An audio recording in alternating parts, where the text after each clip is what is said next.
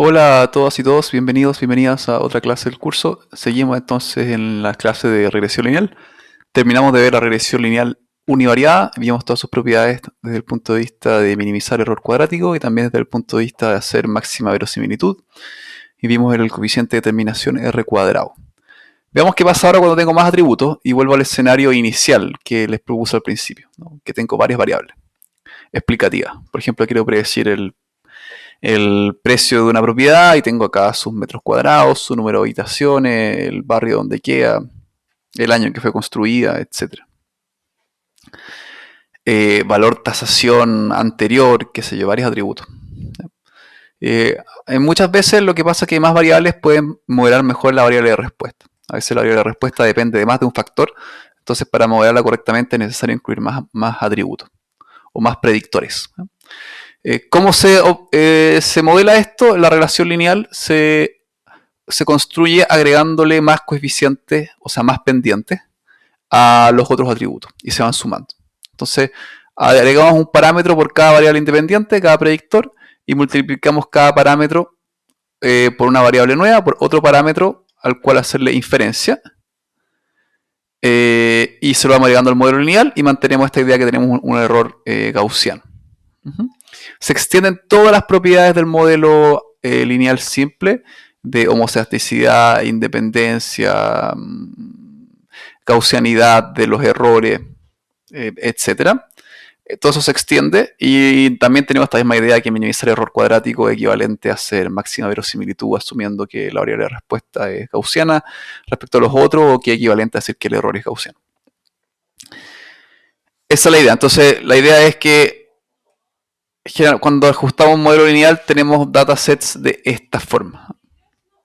Tenemos generalmente una tabla grande donde tenemos en cada columna un valor para un atributo distinto, cada fila es un ejemplo, una observación distinto, y la última columna es la variable de respuesta, que es continua también, es la que queremos predecir. Esa es la lógica de hacer un modelo de regresión lineal. ¿Dónde estábamos? Me perdí. Ya. Y generalmente lo que nosotros hacemos para representarlo esto, vamos a ver cómo representar el error cuadrático y todo eso, es trabajar una notación matricial. Entonces tenemos, o sea, esta es la lógica para todo y, para todo y, para todo ejemplo tenemos esta relación, ¿ya? Entonces acá el primer subíndice representa al ejemplo, que sería la fila en la columna, a la fila, y el segundo subíndice representa a la columna, ¿no? Entonces tengo m atributos. Lo puedo llevar todo a una sola expresión matricial, esta misma lógica, haciendo que y grande es un vector columna con todos mis ejemplos, x es una matriz con todas mis filas y una columna por atributo, beta es un vector con todos estos betas de acá, ¿no? Y error, epsilon es otro vector con todos los errores, ¿no? Con todos estos errores de acá. Esto se vería así, ¿ya? Entonces y es un vector de n por 1, donde tiene entonces en cada fila una salida de variable de respuesta. Y acá el único truco que yo hago es para poder hacer esta notación, ¿qué pasa con el intercepto, no? Entonces lo que yo hago es que invento que hay una columna 0 siempre, y en esa columna 0 todos mis x valen 1. Entonces así tengo una constante 1 multiplicado por el beta sub 0, y entonces así puedo representar con esta notación de manera más compacta en la fórmula del modelo lineal. Ese es el truco que yo hago. Entonces, como les decía, el y, entonces mi valor de variable de respuesta, que tiene n filas y una columna, y x es la matriz con mis variables explicativas, o sea, mis atributos o mis predictores. Y tenemos n observaciones de mis m variables, y le agrego una columna inicial constante, que es el x y, 0, estos de acá, y a eso le pongo puros 1. ¿Para qué? Para cuando yo haga esto de acá, esta multiplicación de esta matriz por mis betas, que aún no le he explicado lo que es beta, pero es otro vector, llegue a esta forma de acá, ¿no? Que el beta 0 siempre quede solo, que es lo mismo que esté multiplicado por 1. ¿Ya? Entonces, lo que tengo que hacer entonces para modelarlo así es básicamente, tengo mi dataset, que tiene esta forma de acá, como la primera slide, pero además le agrego una columna x0 acá, ejemplo, con puros 1. Y entonces esta es mi matriz de x y esta es mi vector columna de mis i's. ¿Ya?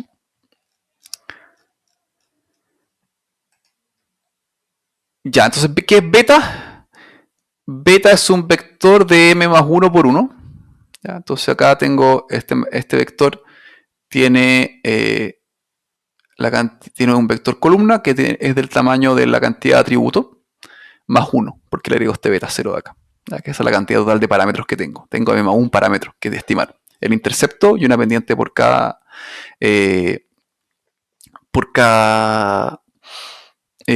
atributo que tengo. Y al final tengo mis errores epsilon, que es de n por 1. Entonces, si yo tengo estas matrices que les acabo de explicar acá, ustedes pueden ver que esto, haciendo multiplicación matriz por vector, es equivalente a esto de acá para todos los ejemplos. ¿Ya? Si quieren verlo, tienen que repasar cómo se multiplican filas, matrices, vectores por matrices, que es la clásica cosa, filas por columnas, ¿no? Y se van sumando. O sea, yo voy acá, este vector de acá, le hago producto punto entonces con este beta de acá. ¿Ya? Y ahí obtendría esta expresión de acá. Después voy a mi segundo, fila de acá, vector fila de acá, y luego hago un producto punto de nuevo con este de acá. Y como hago multiplicación, hago con ese elemento, básicamente este se multiplica por el beta 0, este se multiplica por el beta 1, y así me empieza a aparecer esta expresión de acá. ¿Ya? Y este escalar que me sale de esta multiplicación, esta suma, le sumo el error, que es este de acá, y digo que eso es equivalente a mi vector respuesta. O sea que el vector respuesta, que es la suma del error más lo que yo estimé, es la relación lineal. Y de esta forma matricial, el objetivo que yo quiero, que es minimizar la suma de mis errores cuadráticos, la puedo representar con esta expresión de acá, que es y menos xb traspuesta. Piensen que y menos xb es básicamente los vectores de errores, los epsilon. Es la diferencia. Entonces tengo epsilon acá, traspuesto por epsilon. Y lo mismo, esto sería lo mismo que hacer esto multiplicado por el otro corrido, ¿no es cierto? Entonces sería este lo acuesto y haría fila por columna. Entonces sería cada elemento al cuadrado. Sería cada error al cuadrado y lo estoy sumando. Entonces tengo la suma de mis errores cuadráticos.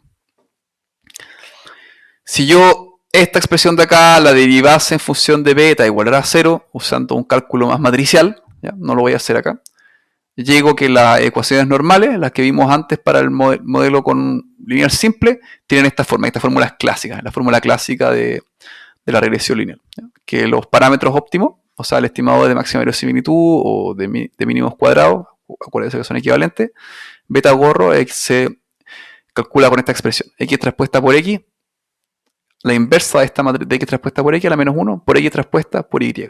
Bueno, que hace todo este cálculo, y esto es lo que hace librerías como LM y todo eso. Lo hace con librerías que hacer de esta manera deficiente, pero la lógica es esta. ¿Ya? O sea, esto beta de acá es una generalización o una extensión de las fórmulas que teníamos acá, ¿se acuerdan? Por un ejemplo, ya, la extensión de eso a varios atributos es la ecuación normal de la regresión lineal, que es esta.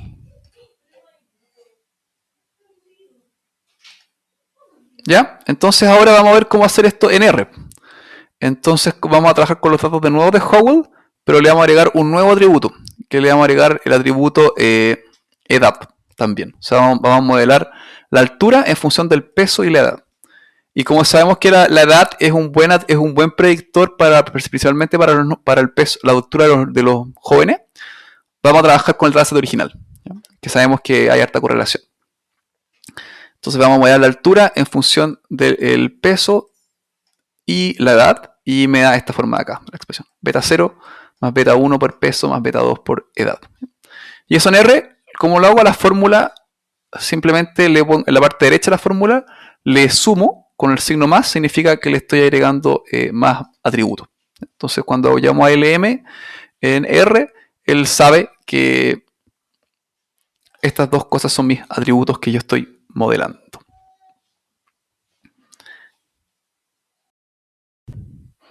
Ya, pues entonces acá tenemos mi regresión lineal 2 que estoy haciendo, ajustando, rec2, que es LM height en función de weight más age de los datos originales D. No estos datos que esto es del original. Acuérdense que creé de 2 antes, que era el que yo le borraba a los menores de 18. Hago esta regresión de acá. ¿Qué le pasó acá? ¿Me está alegando? Ah, está alegándome por cosas gráficas. Regresión, rec2, y acá tenemos todos los parámetros. Como estimó, este es el intercepto, 75. Esta es la pendiente que le da para weight, es positiva, y esta es la pendiente que da para age, que es chiquitita, pero también es estadísticamente significativa. Y tengo un R cuadrado, y además tengo un R cuadrado ajustado, que se lo voy a explicar ahora qué es.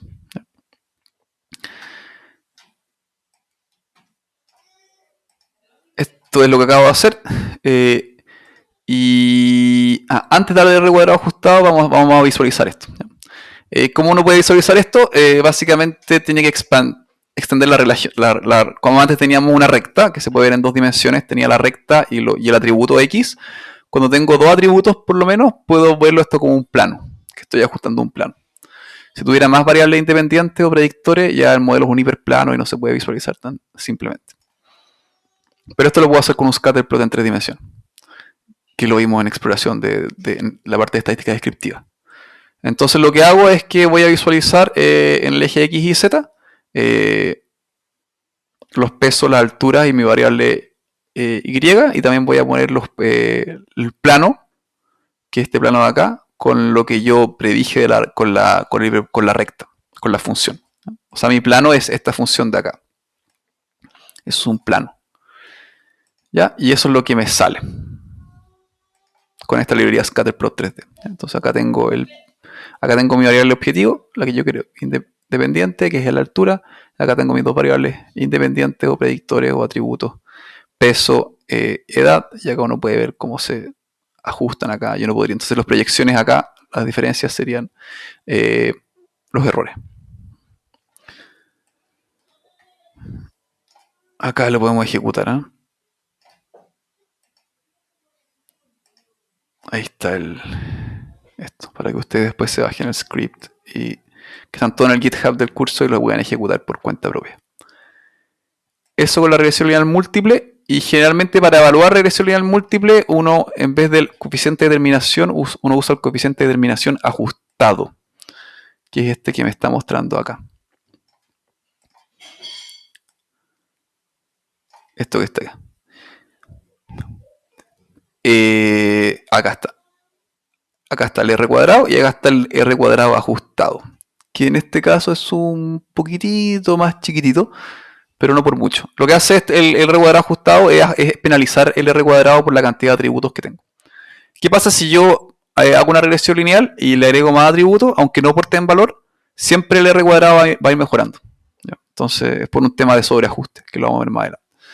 Entonces, si uno quiere de verdad comparar si vale la pena o no vale la pena agregar un atributo, es mejor comparar en base a una métrica que penalice los modelos que tienen más atributos. Y esto se hace con el R cuadrado ajustado. ¿Ya? Acá está, acá les puse el R cuadrado ajustado, que el coeficiente de determinación R cuadrado tiende a crecer cuando le agregamos más variables explicativas, incluso cuando esas variables son inútiles, cuando no tienen, en verdad no aportan nada. ¿Ya? Generalmente ajustan más ruido, ¿no?